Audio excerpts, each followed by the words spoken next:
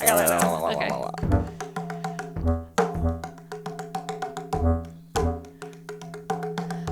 Welcome to the come up. The cosmic quadrangle. Waking you up. Tuning you in. Amping you up. Dropping you in.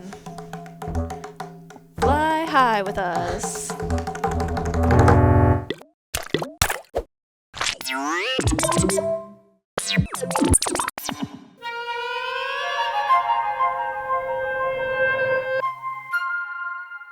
Well, we all look great. We look fucking incredible. Made me take out the vest. Yeah, man, you're looking good. What you need? Yeah, I love vests. Yeah, I don't know mine why. is I think they're kind of useless, but I don't know. No, they keep you like it's midway between what I was wearing yesterday. Like it's kind of like I don't need a sweater, but I don't need anything really. Just a vest. It's definitely one of the most layer. useful layers. Really? It is. I think so. When this is You're totally warm right. and your head's warm, you can do anything. Oh, and your feet. That's There's like totally three true. things that you need to look out for. The torso, the head. My feetsies were cold. The weather's changing. Last night, my feetsies were cold. We're going through changes.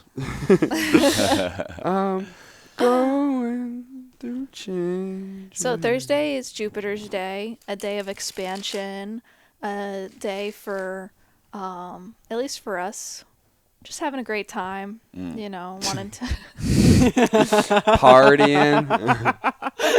Definitely always trying to have a good time for sure. We should do a whole show where only Cass talks. That'd be cool. We just stare at you and just see what comes out. That would be awesome. Yeah, that would be fucking. That would be really funny. I feel like some great stuff would come out if we all just sat and waited. I mean, it just did. That's what we did for the intro, and I'm like, see, there you are. Hold on. okay, just stare at me and I get the yips, and then that's what we have. And then I love it. I like to be a supporting crew member of this quadrangle. Yo, you want to know? same. Like, one time we were doing this screening tour with our movie Cam Girls, and like it was like the last of 7 screenings, and we're in San Diego, and there's a packed movie theater, and the fucking movie won't play, and it was like I died. I died. I couldn't handle it. I was like, basically like, give me the keys. I'm like out of here. I'm going to catch a flight back to New York. Like, I can't handle it. Cass went up and just started fucking talking shit for a half hour. That's awesome. To this crowd of people and kept them engaged and entertained and laughing. I don't even know what the fuck she was talking about. I don't either. Can we get a copy of that? I Where wish is that existed somewhere. She just fucking was just like, fuck, I don't know. And I was like, we got to tell these people what's going on. And like, she just went in there and handled it while I was upstairs in the projection room with some dipshit. and like, and Cass not only fucking held space with this crowd and kept them warmed up and everything, she then came upstairs to the projection room and dealt with the problem and got the movie playing. I think that could be the great misconception of Cass, is that maybe she doesn't know what's going on. But in fact, she's processing more than everybody all at once. Yeah. Which is why, like, I feel like when you step into action and when you like lock in on something, you see when Cass gets serious. You can see on her face when she's frenzied processing everything. Yeah. But when you get down to bullness, nose to the grindstone. Oh my God, it was so funny when we all did impressions of each other where we have this curtain and we would be like, all right, come, and Joey's like, I'm coming in as Cass, and he comes in and he like frantically doesn't look at anyone, just like goes through some papers and then walks out through the curtain. I forgot something. Oh, wait, never mind. I was like, wow, I felt roasted. I was like, that is me. Yeah. And then, it was fun doing all you guys. We were was doing fun. energetic impressions. Like it's like you have to guess who I am by just my energy when I enter the room. Who am I walking in as? Yeah. That's what it was. Yeah. And I was like, was oh, fun. I don't care about anyone in the room. I just like walk in, deal with whatever I have to do, and then just leave again. And you're just like, whoa, a hurricane just walked in. Producing. It was very interesting to see each person's artistic interpretation of everybody too. For Sean, we Yeah. did like a little dance. Yeah, Sean was just grooving. Yeah. And then Mary, you're just so elegant and just like, oof. Yeah. There it is. Yeah. Mowgli's dreaming. Oh my God. I will come up. It's the only time he ever makes any sounds is when he's dreaming. Yeah. He's a very loud dreamer. Mostly. Are you going to do some tarot today, Sean? It Yeah, feels I'm gonna like pull we a might card. need some clarification on what the Yeah. fuck is going on What here. the fuck is going You on? seem like you know what's going on. I know, you would think so, me dressed least like this. today. Yes. Yeah. I do know what's going on. Very wizardly. I do know what's That's a going great misconception of No, I'm just kidding. You think he knows what's going on? He has no idea. Just as lost as the rest of us. on. Lost in the sauce, but loving it. But loving it. Literally, I feel like I'm his translator half the time. I wish I could do it. Oh, Knight of Ba-da-ba-ba-ba. Pentacles. it's fucking Week of Pentacles. It's a week of Ooh. Pentacles. But at least we're gaining here. Yeah, we're moving up the arcana. We're moving up the spiritual hierarchy. You know, still just have one pentacle, but now we have a horse. You know, hold that one up. Okay. Yeah. What's this card all about, Mayor? Going for it. Yeah. Yeah. Yeah. I mean, it really is like the next step up from the page. Yeah, I think one of my favorite tarot readers pulled a couple nights for this week as well. It does feel like forward motion with all of our big, heavy-hitting planets finally going forward after retrograde for like the past months and months. Yeah. Yeah. What is retrograde for, like, you know? I Like hear it all the time. I can feel it. Yeah, I think it's something that it's one of the astrological terms people hear all the time. Probably even bastardized, like, you know. Yeah, like yeah. Mara would probably explain to us Please. how it's been bastardized. yes, please. Yeah, retrograde just means planet is doing the moonwalk and doing some review over where it just went. It's more simple, I think, than you think it is. But and it's not that life isn't continuing to move. It just tends to have a more of a reflective energy to it. You know, almost more feminine in nature during those times because you're sort of going through the past and making sure it aligns with your present and how it needs to change the future moving forward. And I think when those energies get out of retrograde in us, that can feel like, okay, finally I'm processing new stuff versus sort of What does retrograde? sifting all Sorry. that stuff, yeah. What's the actual definition of retrograde? Isn't that when it turns in on itself or something? Retrograde is when something will turn in on itself. Am I wrong? What is? Ingress versus regress. Sorry, real quick, just do your thing.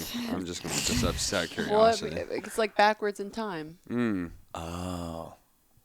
Yeah, backwards in Sorry, time. I hate to be this guy. It's so retro, you know, retrograde. Okay, the definition of retrograde is directed or moving backward. Yeah. Go back in a position of time. Show Yeah. retrogration. Which is interesting. Like to grade, you think of as giving something like a score, which is actually like sort of like the passing of time to experience a grade. Because when time passes, there are judgments that you go through, which then affect the next passing of time. Yeah, I don't know. Bullshit. It's not Not bullshit. it's a real thing in that fucking every time I want to like post the come up or whatever it is, like I got to do it 3 times because something went awry. You know, and we have friends who are like, okay, let's not travel during retrograde, and you can live your life like that, and it kind of sometimes it feels like a good idea. Yeah, it depends on where it falls in your chart and stuff. And that's hard about astrology, though, is you don't want it to feel limiting. You don't want the information to feel like restrictive in your life. And, Right. You know, and I think a lot of times it can, but I think it's trying to give you language for the expansion. And I think the forward motion to me is language for expansion anytime after a retrograde, you know? Right.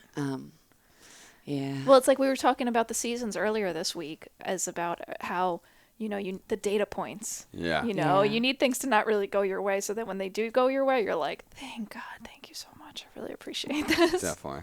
Yeah. You need the fruits of your labor.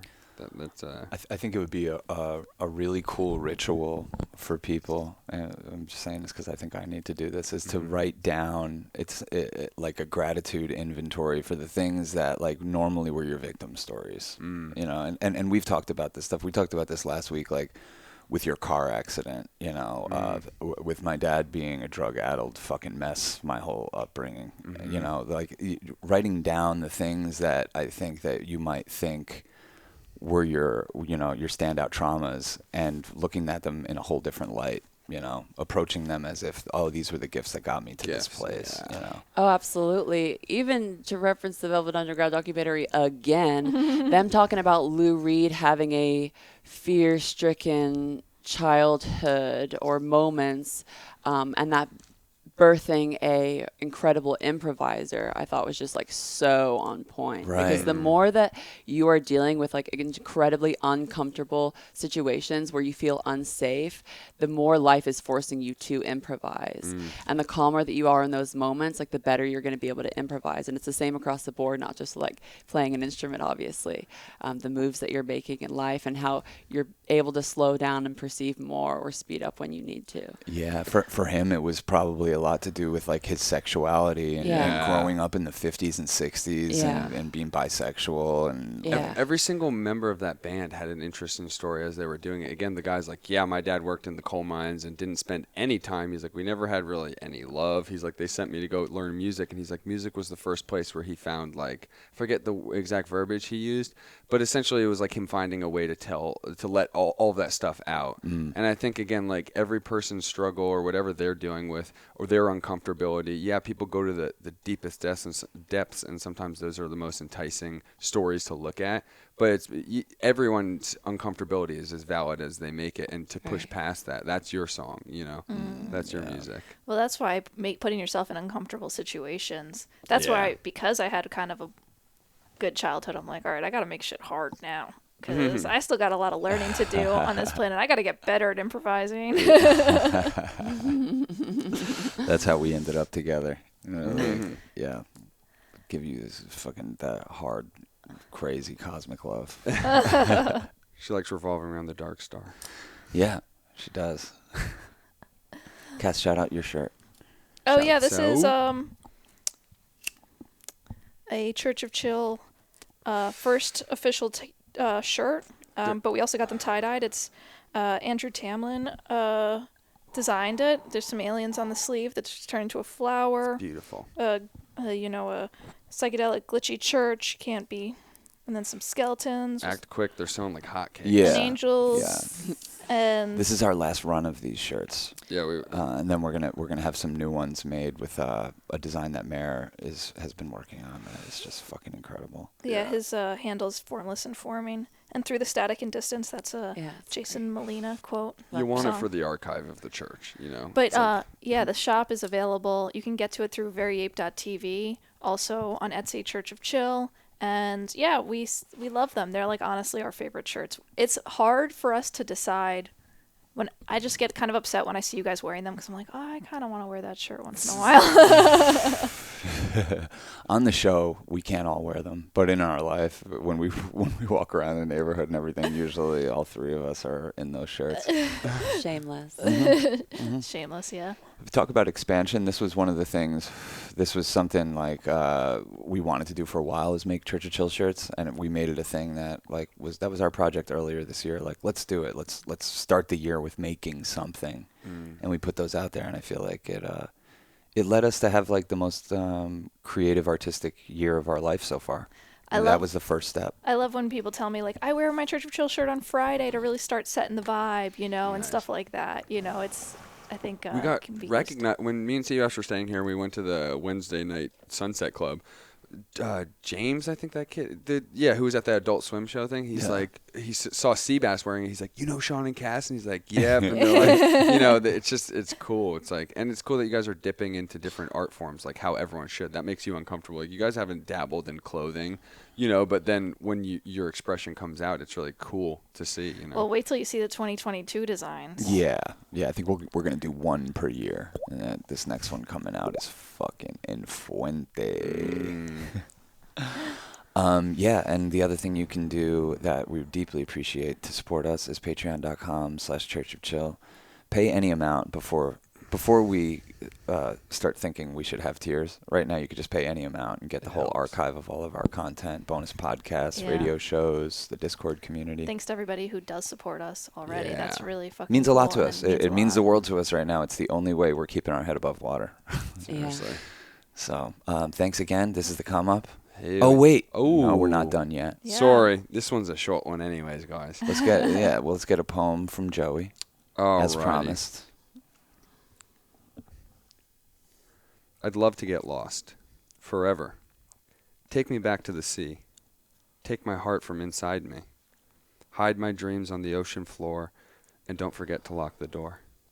Life's a dream, isn't it? Wherever I go, I'm still there. I've glided through time, watching the instruments of infinity do as they wish. You.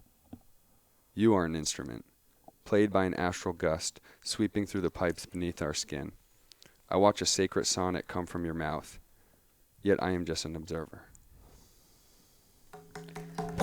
Beautiful, sacred instrument. I love it.